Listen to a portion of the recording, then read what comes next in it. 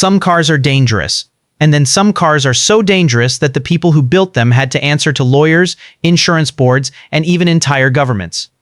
Today, we are counting down 15 classic cars that were so violent, so unstable, so terrifyingly fast that they were pulled, restricted, or banned almost overnight. Some of them killed the men who tested them.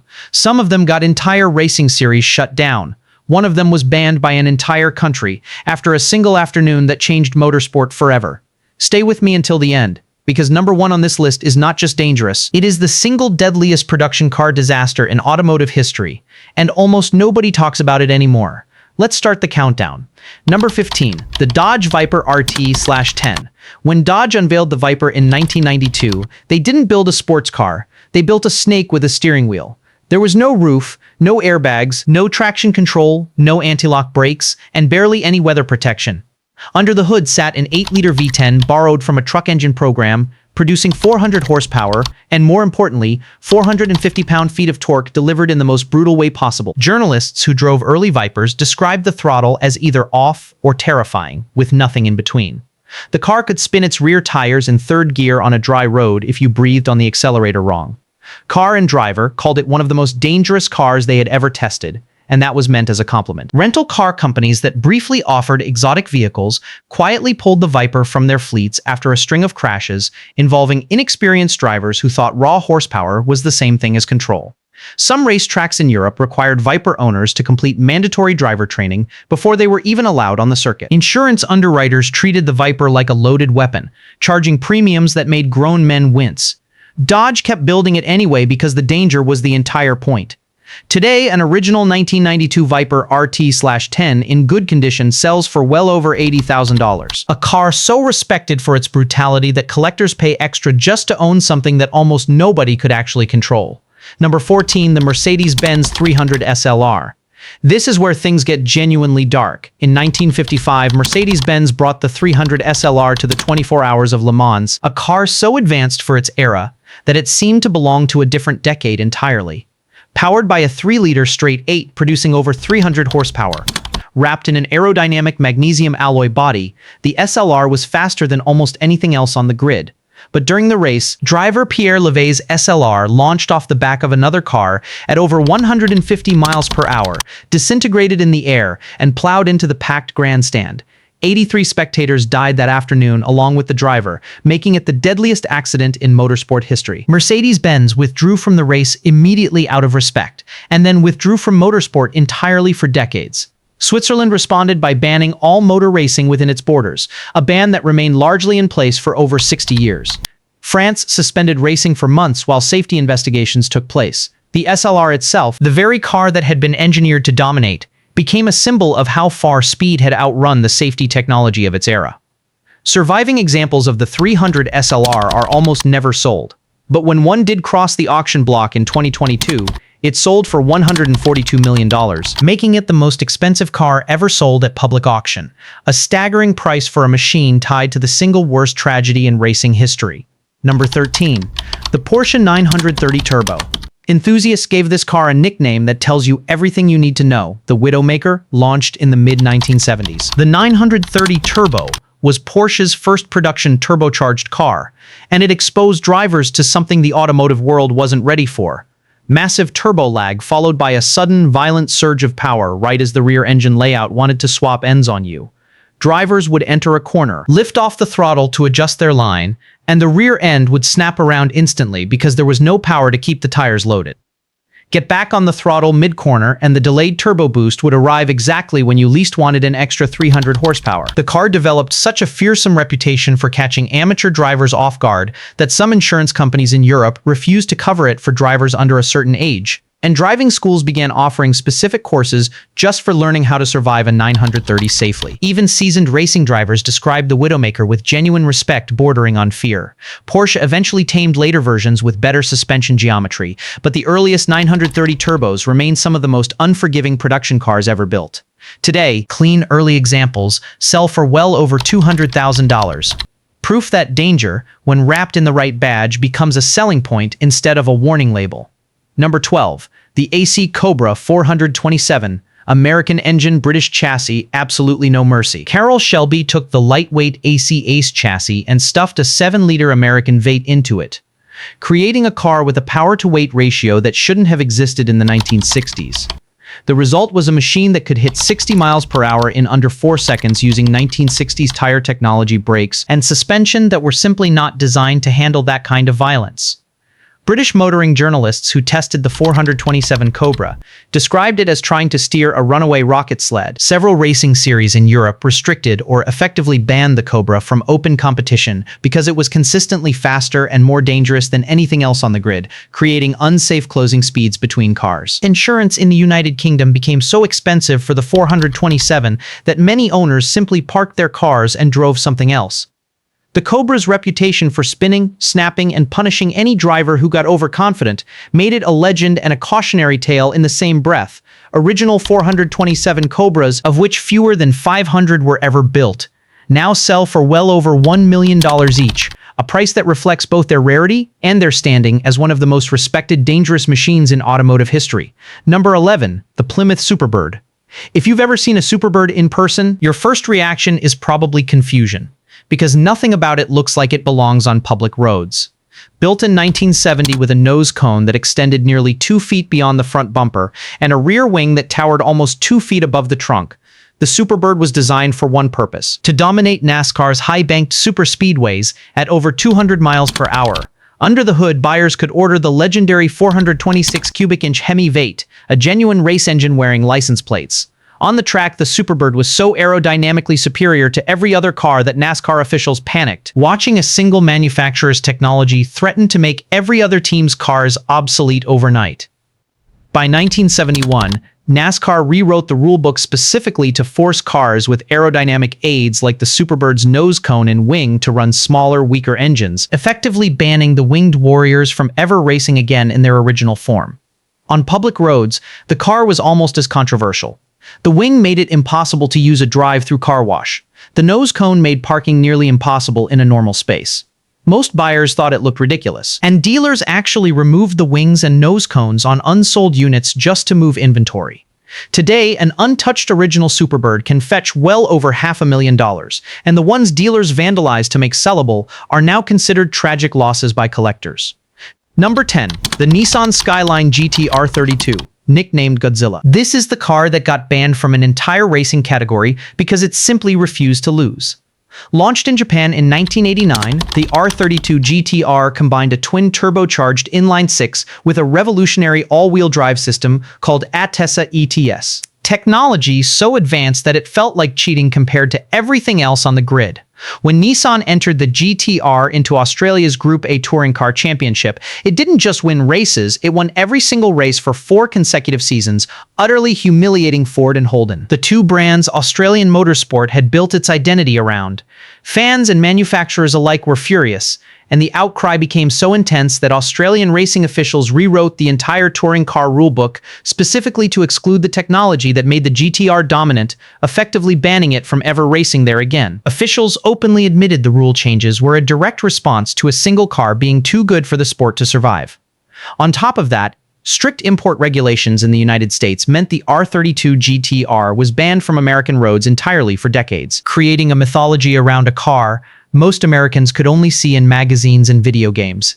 When the 25-year import rule finally allowed clean examples into the United States, prices exploded overnight. With pristine R32 GTR is now selling for well over $100,000 for a car that once had a base price, a fraction of that. Number 9. The Buick GNX. Nobody expected a Buick, a brand built on comfort and quiet luxury, to become one of the most feared cars in America. But in 1987, that's exactly what happened. The GNX took Buick's turbocharged Grand National and pushed it into a different universe entirely, with a Garrett turbocharger and intercooler and a reworked engine management system that produced an official 276 horsepower, though independent testing suggested the real number was closer to 300. What made the GNX terrifying wasn't just the power. It was how it delivered that power. launching from 0 to 60 in under 5 seconds and running the quarter-mile faster than a Ferrari of the same era, all wrapped in a menacing all-black body that looked like it belonged to organized crime rather than a car dealership. Insurance companies reacted almost immediately, classifying the GNX as high risk and charging premiums that priced out the exact young buyers who wanted it most. Buick only built 547 GNX models before pulling the plug entirely, partly due to cost, and partly because the car had become genuinely difficult to insure and sell profitably. The result is one of the rarest and most respected performance cars of the entire 1980s, with clean examples now trading for well over $100,000, a staggering number for a car General Motors originally sold for around $30,000. Number 8, the Ferrari 40. When Enzo Ferrari personally approved this car as his final project before his death, he wanted something raw, uncompromising, and dangerously fast, and that is exactly what Maranello delivered. The 40 stripped away carpeting, sound deadening, and even door handles were replaced with simple pull cables, all in the pursuit of weight savings that pushed the twin turbocharged V8 to produce 478 horsepower in a car that weighed barely over 1 ton. There was no power steering, no anti-lock brakes, and no traction control whatsoever, meaning the driver was the only thing standing between 201 miles per hour and a catastrophic accident. Turbo lag on the 40 was infamous, delivering a sudden violent surge of boost that caught even experienced drivers off guard mid-corner, a trait that led to a disturbing number of high-profile crashes among wealthy owners who assumed money could substitute for skill. Several race organizers restricted the 40 from amateur track day events after a string of incidents, and some private circuits required drivers to prove prior experience with serious performance cars before they were allowed to bring one onto the track. Ferrari built just over 1,200 examples, and today the 40 regularly sells for well over $2 million, a price that has only climbed as the car's reputation as one of the last truly analog, truly dangerous supercars has grown with each passing year. Number 7. The Chevrolet Corvette ZR, one of the early 1990s. Nicknamed the King of the Hill, the ZR1 packed a Lotus-engineered 32-valve V8 that produced 375 horsepower, a number so far beyond what anyone expected from a Corvette that Chevrolet reportedly had to convince skeptical journalists the figures weren't a misprint. Independent testing clocked the ZR1 at well over 175 miles per hour, making it the fastest production car built in America at the time, faster than several European exotics costing 3 times as much. That kind of performance in a chassis still rooted in older Corvette underpinnings meant the ZR1 could bite back hard if pushed past its limits, and insurance companies quickly noticed. Premiums for the ZR1 climbed dramatically compared to standard Corvettes, and several states flagged it for closer scrutiny on speeding-related insurance claims. General Motors ultimately built fewer than 7,000 examples over the car's production run before discontinuing it, partly due to soaring production costs, and partly because the car had simply become too expensive to insure and sell at scale. Today, low-mileage ZR1s are among the most sought-after Corvettes ever made, regularly commanding 6-figure prices at auction. A remarkable turnaround for a car General Motors once worried might be too fast for its own good. Number 6. The Pontiac GTO Judge with the Ram Air 4 package. Pontiac invented the muscle car category back in 1964, and by the time the Judge arrived with its loud graphics and even louder engine, the brand was determined to prove it still had teeth. The Ram Air 4 option added specially tuned cylinder heads, an aggressive camshaft, and free-flowing exhaust that pushed real-world horsepower well beyond the advertised rating, with dyno tests showing figures closer to 430 horses rather than the official 370. On the strip, a Ram Air 4 Judge could run the quarter mile in the high 12-second range, a number that put it in direct competition with cars costing significantly more. That kind of performance came with brutal insurance consequences almost overnight, with premiums for Judge models equipped with the Ram Air 4 engine soaring so high that young buyers were effectively priced out of ownership entirely. Sales collapsed, and Pontiac built barely 350 Ram Air 4 Judges in 1970 before emissions regulations killed the engine option for good. Racing organizations moved the car into modified competition classes almost immediately, banning it from running against standard stock vehicles. What was left behind is one of the rarest and most valuable muscle cars Pontiac ever built, with numbers matching examples now selling for well over $200,000, a testament to a car that was simply too fast for the era that created it. Number 5. The Jaguar XJ220. When Jaguar unveiled the XJ220 concept in 1988, crowds were stunned, and when the production version arrived in 1992 as the fastest production car in the world at the time, capable of hitting 217 miles per hour, it should have been a triumphant moment. Instead, it became a legal and financial nightmare almost overnight. Original deposit holders who had reserved the car expecting a V12 engine and four-wheel drive, as promised in the concept, were shocked to receive a twin-turbocharged V6 with rear-wheel drive instead, a decision Jaguar made late in development to meet emissions and cost targets. Furious buyers sued, and the economic downturn of the early 1990s meant many original depositors simply refused to complete their purchase, leaving Jaguar holding unsold, unwanted supercars. On top of the legal chaos, several countries and racing circuits restricted or effectively banned the XJ220 from public track days after a series of incidents involving its extreme top speed and the fact that most drivers had never handled anything remotely close to 200 miles per hour. The combination of legal battles, canceled orders, and restricted track access turned what should have been Jaguar's crowning achievement into one of the most infamous financial disasters in supercar history. Jaguar built only 281 examples before quietly ending production. And today, ironically, that same troubled history has made surviving XJ220s highly collectible, with clean examples now selling for several $100,000.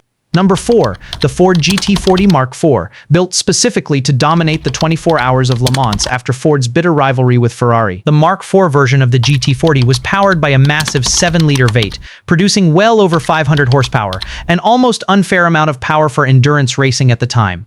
In 1967, the GT40 Mark IV delivered exactly what Ford wanted, winning Le Mans outright with an all-American car and an all-American driving team for the first time in history.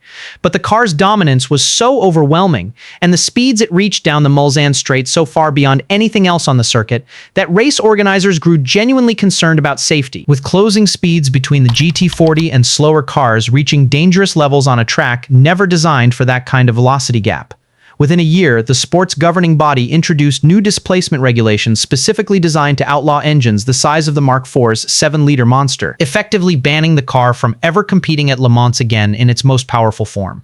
Ford, having already proven its point emphatically, walked away from the factory racing program on top rather than watch its dominant car get legislated out of relevance. Today, surviving Mark IV GT40s are among the most valuable racing cars in the world, with one selling privately for a figure reported well north of $8 million, a car too fast and too dangerous for its own sport to allow it to continue. Number 3. The Lamborghini Miura. Widely credited as the car that invented the modern supercar layout, the Miura placed its V12 engine transversely behind the driver, a radical decision in 1966 that created one of the most beautiful and most unstable high-speed shapes ever put into production. At speeds approaching its top end of around 170 miles per hour, the Miura's front end would begin to lift due to poorly understood aerodynamics of the era, effectively reducing steering feel and control at the exact moment drivers needed it most. Several test drivers and journalists reported terrifying high-speed instability, and at least one well-documented incident involving a Miura on the Milan to Naples autostrada became so notorious that it directly inspired a car chase scene in a famous heist film. Lamborghini engineers were reportedly aware of the aerodynamic lift problem, but chose styling and low production volume over expensive redesigns, meaning the danger was essentially baked into every single Miura that left the factory. Some private circuits in Europe placed speed restrictions specifically on Miuras during open track days, after a string of high-speed incidents, an almost unheard-of move for a road-legal production car at the time, despite or perhaps because of its reputation as gorgeous but genuinely dangerous at speed. The Miura remains one of the most desired classic cars in the world, with pristine examples now selling for well over $1 million at major auctions. Number 2, the Dodge Charger Daytona and its sibling, the Plymouth Superbird's predecessor, tested together in what became known as the Talladega speed crisis of 1970. When Dodge engineers bolted an enormous nose cone and towering rear wing onto the standard Charger body to break 200 miles per hour on NASCAR's high-banked superspeedways, they succeeded almost immediately, with driver Buddy Baker becoming the first person in NASCAR history to officially crack 200 miles per hour during a test session at Talladega. What should have been a celebrated engineering triumph instead triggered panic throughout the sport. Other manufacturers complained that the aerodynamic advantage was so overwhelming it had effectively destroyed competitive racing, turning every event into a predictable Dodge and Plymouth victory. Drivers themselves raised serious safety concerns, worried that closing speeds at over 200 miles per hour on tracks built years earlier for slower cars created genuinely life-threatening conditions during passing maneuvers. NASCAR officials moved with unusual speed and by 1971 introduced sweeping new regulations that forced any car running aerodynamic aids like the Daytona's nose cone and wing to use dramatically smaller engines, a change specifically designed to legislate the winged cars out of competitive existence almost overnight. Dodge built only a few hundred Daytonas to satisfy homologation requirements, and most sat unsold on dealer lots because everyday buyers found the styling too strange and impractical for daily use. Today, surviving Daytonas regularly sell for over $500,000, celebrated now as the machines that were briefly, genuinely too fast for their own sport to survive. Number 1. The 1955 Le Mans disaster car itself revisited through the lens of the entire category it created, the deadliest class of racing prototypes ever built. Cars so fast for their era that an entire branch of motorsport safety regulation exists specifically because of what happened that June afternoon. Beyond the Mercedes SLR involved directly in the crash, the broader field of 1950s sports racing prototypes at Le Mans were pushing speeds down the long straights that vastly outpaced the safety barriers and tires available at the time. In the chaos following the disaster, France suspended all racing nationwide for months. Spain, Switzerland, and several other nations either banned or severely restricted motorsport, and Mercedes-Benz did not return to top-level racing for decades. Circuit designers across the world were forced to rethink spectator barriers, pit lane safety, and maximum permissible closing speeds almost overnight, changes that still govern how modern racing circuits are built today. The disaster fundamentally altered the relationship between raw speed and public safety in motorsport, proving in the most tragic way possible that an entire category of car could become too dangerous to exist in its current form. It remains to this day the single deadliest accident in motorsport history, a permanent reminder of what happens when engineering ambition outruns the world's ability to contain it. 15 cars, 15 different reasons the world said enough. Some were banned by racing officials terrified of losing control of their own sport. Some were banned by insurance companies who simply refused to gamble on inexperienced drivers behind that much power. Some were banned by entire governments after tragedies too severe to ignore. And some were banned simply because they were built with no compromise at all, no traction control, no safety net, nothing standing between the driver and disaster except raw talent and a little bit of luck. What connects every single machine on this list is that they were built by engineers who refused to hold back. And in almost every case, the world responded by pulling the emergency brake. But here's the thing, nobody talks about enough. Banning a car rarely killed its legend. It usually created it. Every restriction, every insurance nightmare, every rule change written specifically to stop one of these machines only made collectors, enthusiasts, and future generations want them more. So now I want to know from you, which one of these 15 banned legends would you actually dare to drive flat out?